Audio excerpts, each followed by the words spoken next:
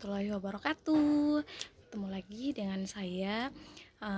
Nah, kali ini saya membuat video pembelajaran tentang materi graf pada mata kuliah metode diskrit. Tapi sebelum kita masuk pada materinya, saya akan memperkenalkan diri dulu karena ini tugas kuliahnya saya sebagai persyaratan UAS. Jadi, perkenalkan, nama saya Ayu Sari. NIM saya 2022 0101 Saya semester 6 program studi pendidikan matematika Fakultas Ilmu Pendidikan dan juga Keguruan Universitas Muhammadiyah Maumere. Nah, sebelum kita masuk pada materinya, di sini saya mau bertanya sama teman-teman terlebih dahulu. Pernahkah kalian melihat peta jaringan kereta atau bahkan struktur pertemanan di media sosial? Kalau pernah, berarti semua itu bisa kita presentasikan dalam bentuk graf. Tetapi sebelum kita masuk dalam bagaimana graf pada peta jaringan kereta atau bahkan struktur pertemanan di media sosial, nah kita harus belajar dulu apa itu graf. Nah, untuk lebih lanjutnya kita langsung saja ya masuk pada materinya. Pada materi pertama yang akan kita bahas itu definisi graf. Nah, di sini definisi graf itu sebuah graf disimbolkan dengan huruf G, didefinisikan sebagai pasangan himpunan V dan E. Dengan V adalah himpunan tak kosong dari simpul-simpul vertikes pada G. Sedangkan E adalah himpunan rusuk atau edge pada G yang menghubungkan sepasang simpul. Jadi, G sama dengan V, E, yang di dalam hal ini kalau V itu kan himpunan tidak kosong dari simpul-simpul. Nah, itu ada V1, V2 sampai seterusnya pas terakhir Vn. Nah, kalau untuk himpunan sisi atau E itu yang menghubungkan sepasang simpul yaitu E1, E2 dan seterusnya sampai En. Nah, untuk lebih jelasnya lagi kita akan melihat gambar yang ada pada layar tersebut. Nah, teman-teman bisa lihat dulu gambarnya seperti apa. Di sini ada 3 gambar. Gambar yang pertama itu ada graf sederhana, di mana penjelasan dari graf sederhananya itu G1 adalah graf dengan V sama dengan 1, 2, 3, 4 dan E-nya itu ada 1,2 dalam kurung, 1,3 dalam kurung, 2,3 dalam kurung, 2,4 dalam kurung, dan terakhir 3,4. Nah, untuk gambar yang kedua itu disebut dengan graf ganda, di mana graf ganda ini adalah graf dengan V-nya sama dengan 1, 2, 3, dan juga 4, dan E-nya itu ada 1, 2 dalam kurung, 2,3 dalam kurung, 1,3 dalam kurung, dan ada pendobelan atau ada penggandaan 2,4, 3,4, dan 3,4 lagi. Untuk E-nya itu ada E1, E2, E3, E4, E5, E6 sampai E7. Nah, yang terakhir ada graf semu. Graf semu adalah graf dengan V-nya sama dengan 1, 2, 3, 4. Nah, untuk E-nya itu ada 1, 2, 2, 3, 1, 3, 1, 3, 2, 4, 3, 4, 3, 4, 3, 3. Nah, E-nya itu ada E1, E2, E3, E4, E5, E6, E7 sampai E8. Nah, kalau untuk G2 dan G3 ini beda. Nah, kita lanjut ke slide berikutnya ya. Gambarnya masih sama dengan slide yang tadi, tapi ini ada penjelasan pada sisi yang pendobelan tadi. Kalau yang pertama ada pada G2 atau pada gambar graf ganda sisi E3. Jadi pada G2 sisi E3 ini sama dengan 1,3 dan sisi E4 itu sama juga 1,3. Dinamakan posisi ganda karena kedua sisi ini menghubungi dua buah simpul yang sama, yaitu simpul 1 dan juga simpul 3. Nah, kalau yang pada gambar C itu atau graf semu pada G3 sisi E8. Jadi pada G3 sisi E8 sama dengan 3,3, dinamakan paling atau dinamakan gelang atau kalang karena ia berawal dan berakhir pada simpul yang sama. Tadi kan kita sudah membahas definisi graf. Selanjutnya kita masuk pada jenis-jenis graf. Nah, Sebelum kita melihat ada berapa jenis-jenis graf, di sini saya akan menjelaskan terlebih dahulu. Graf dapat dikelompokkan menjadi beberapa jenis sesuai dengan sudut pandang pengelompokannya. Pengelompokan graf dapat dipandang berdasarkan ada tidaknya rusuk ganda berdasarkan jumlah simpul. Ini penemuan dari Munir 2005-357. Nah, berdasarkan ada tidaknya gelang, yaitu rusuk yang menghubungkan sebuah simpul dengan dirinya sendiri atau rusuk ganda pada suatu graf, maka secara umum graf dapat digolongkan menjadi dua jenis, yaitu graf sederhana dan juga graf tidak sederhana. Kita akan menjelaskan satu persatu graf sederhana terlebih dahulu yang akan kita jelaskan. Graf sederhana adalah graf yang tidak mempunyai rusuk ganda dan atau gelang. Pada graf sederhana rusuk adalah pasangan tak berurut. Jadi rusuk U, V semua sama dengan V, U. Himpunan pasangan tak berurut yang berbeda yang disebut rusuk. Di sini ada gambar yang sudah tertera, teman-teman bisa lihat. Di sini ada simpul yang dimana ada yang tersambung dan ada yang tidak, dan ini disebut dengan graf sederhana ya. Di dalam graf sederhana juga ada beberapa graf sederhana khusus yang sering digunakan dalam kehidupan sehari-hari. Yang pertama itu ada graf lengkap.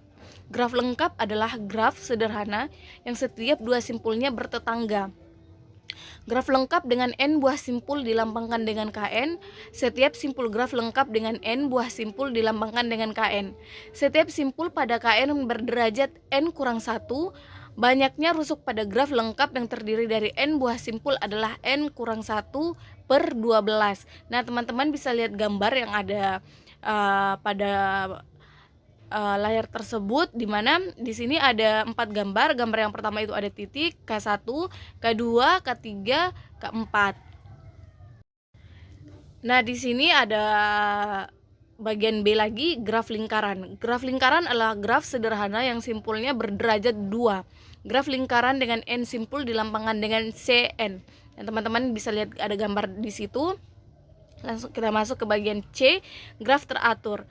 Graf teratur adalah graf yang setiap simpulnya mempunyai derajat yang sama apabila derajat setiap simpul adalah R. Maka graf tersebut disebut sebagai graf teratur derajat R. Teman-teman bisa lihat ya pada gambar tersebut. Masuk yang kedua, graf tak sederhana. Graf yang mengandung rusuk ganda atau gelang dinamakan graf tak sederhana. Ada dua macam graf tak sederhana, yaitu graf ganda atau graf semu.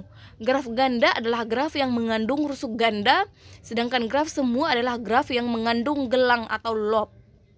Nah, teman-teman bisa lihat gambar yang ada di situ, di mana kalau graf ganda itu dia gambarnya seperti ini, dan graf semu ada gelangnya di bagian ujungnya. Selain berdasarkan ada tidaknya rusuk ganda dan jumlah simpul pada suatu graf, graf juga dapat dikelompokkan berdasarkan orientasi arah pada rusuknya. Pengelompokan berdasarkan orientasi arah pada rusuknya digolongkan menjadi dua, yaitu graf tak berarah dan juga graf berarah. Nah, ini penemuan dari Ben Murty 1982. Kita masuk di yang ketiga, graf berarah. Graf berarah adalah graf yang setiap rusuknya memiliki orientasi arah. Rusuk pada graf berarah disebut busur. Pada graf berarah atau U, V adalah V, U. Menyatakan dua busur yang berbeda, jadi U, V tidak sama dengan V, U. Untuk busur U, V, simpulnya U dinamakan simpul asal dan simpul V dinamakan simpul terminal.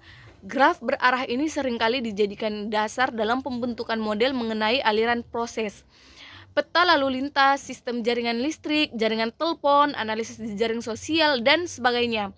Pada graf berarah adanya gelang diperbolehkan, tetapi rusuk itu tidak digandakan atau dalam bahasa ininya pada graf berarah berarti dia diperbolehkan untuk bagian gelang, tapi kalau bagian rusuknya dia tidak harus ganda. Teman-teman bisa lihat ada gambar yang sudah saya siapkan di samping gambarnya itu teman-teman bisa pelajari ya, maksud dari gambar tersebut itu seperti apa. Nah, sekarang kita masuk pada tabel dan juga penjelasannya. Nah, di sini ada tabel.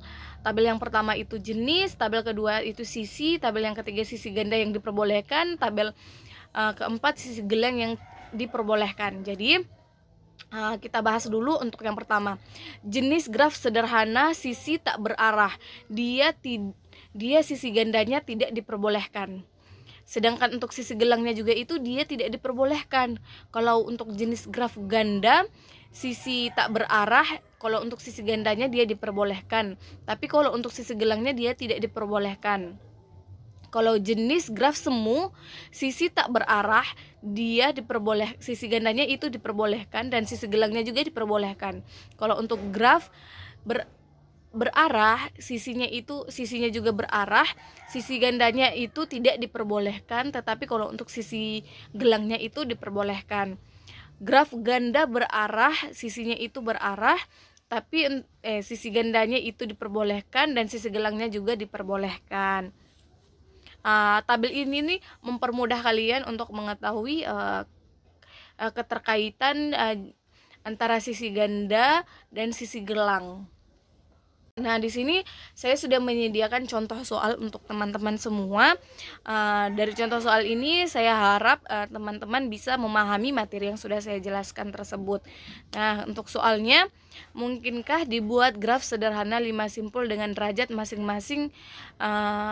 Simpulnya adalah yang pertama A 5 2 3 2 4, B 4 4 3 2 3, C 3 3 2 3 2, D 4 4 1 3 4. Nah, di sini teman-teman bisa berikan satu contohnya, jika tidak mungkin berikan saja alasan singkatnya. Nah, untuk pembahasannya bagian A itu 5 2 3 2 4 tidak mungkin karena ada simpul berderajat 5. Kalau untuk B 4 4 3 2 3 itu mungkin karena contohnya itu banyak. Tapi kalau untuk bagian C 3 3 2 3 2 tidak mungkin karena jumlah simpul berderajat ganjil adalah 3 buah. Nah, alasan lainnya itu juga karena jumlah derajatnya itu ganjil. Bagian D 4 4 1 3 2 tidak mungkin karena simpul 1 dan simpul 2 harus bertetangga dengan simpul sisanya. Berarti simpul 3 minimal berderajat 2. Tuh. Kita masuk ke bagian tadi kan kita sudah belajar tentang definisi graf, jenis-jenis graf. Sekarang kita masuk di bagian lintasan atau dalam bahasa Latinnya pet. Jadi lintasan yang panjang N dari simpul awal F0 ke simpul tujuan Vn di dalam graf G ialah barisan berselang-seling simpul-simpul dan sisi-sisi yang berbentuk V0, E1, V1, E2, V2, sampai seterusnya sampai ke Fn kurang 1, En kurang En dan juga Vn. Sedemikian sehingga E1 sama dengan dalam kurung V0, V1 dan E2-nya sama dengan V1, V2 sampai seterusnya di En sama dengan dalam kurung Vn kurang 1, Vn. Nah, itu semua adalah sisi-sisi dari graf G.